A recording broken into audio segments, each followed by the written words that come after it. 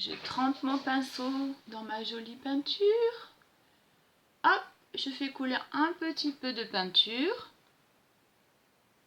Voilà. Il ne faudra pas en mettre trop sur le plateau, hein. Donc je vous répète, ne faites pas comme moi, protégez-vous bien parce que cette peinture qui est très bonne qualité, pour la faire partir des vêtements, c'est pratiquement impossible, quoi.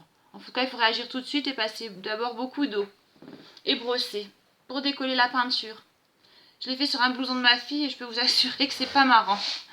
Alors, je commence par un bout.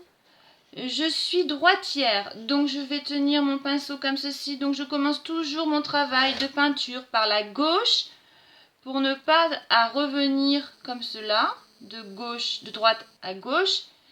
Et si j'avais déjà peint ce côté, ma main risquerait de traîner ainsi que mon avant-bras sur le côté que j'ai déjà peint. Donc étant droitière, je commence à gauche.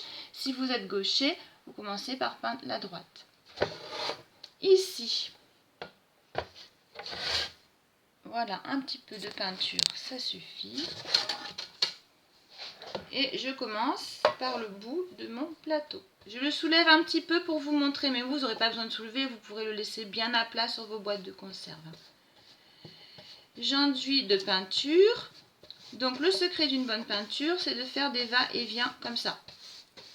Là, c'est une surface lisse, donc elle se peint très très facilement. On fait des va-et-vient comme ceci. Et on peut faire des croisements comme ça pour que la peinture s'imprègne bien partout. Donc là, je remarque que j'ai un pinceau relativement doux, mais qui laisse quand même des traces de pinceau dans la peinture, qui s'atténue un petit peu quand elle sèche, mais il y en aura quand même. À vous de trouver le pinceau qui vous convient et de savoir si vous voulez laisser des petites traces de pinceau sur votre plateau pour que ça fasse plus artisanal, admettons, quoi. Voilà, fait maison. Ou non, avec un pinceau, alors là, beaucoup plus doux, ou un mini rouleau. Un mini rouleau, ça laisse pas de traces, ça fait beaucoup plus uniforme. Mais comme je n'en ai pas sous la main aujourd'hui, je fais avec mon beau pinceau plat et j'enduis bien ma surface, comme ceci, en faisant attention de récupérer sur le bord du plateau la peinture en trop qui pourrait faire des coulures une fois que les coulures ont commencé à sécher, c'est-à-dire de la peinture qui est en plus et qui fait un petit volume en forme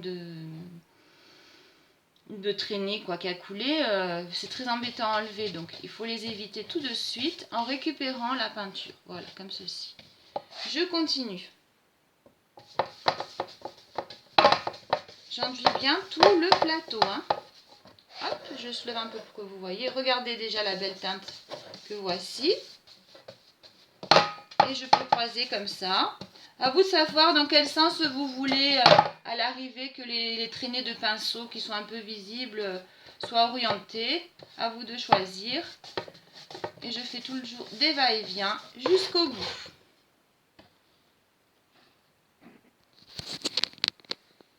Me revoilà les loulous.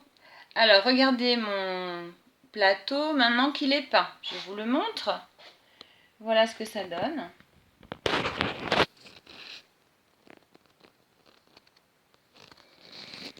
Donc comme c'est une peinture de bonne qualité, le plateau est parfaitement recouvert. Et maintenant il n'y a plus qu'à attendre et à être patient que ce premier côté que nous avons peint soit sec. Moi par prudence, j'attendrai 24 heures afin de le retourner pour peindre le côté envers du plateau. Vous avez les instructions sur le pot de peinture pour le temps de séchage. De toute façon, le mieux c'est de mettre au minimum le temps de séchage indiqué, voire même plus. Vous ne risquez rien, au contraire, vous êtes sûr que quand vous reprenez votre objet peint, la peinture est bien sèche.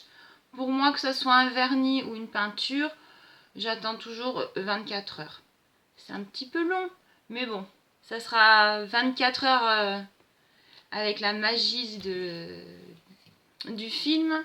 Elles vont être réduites à quelques secondes et comme ça, vous pourrez vite voir le résultat de mon travail. Allez, je vous dis à bientôt!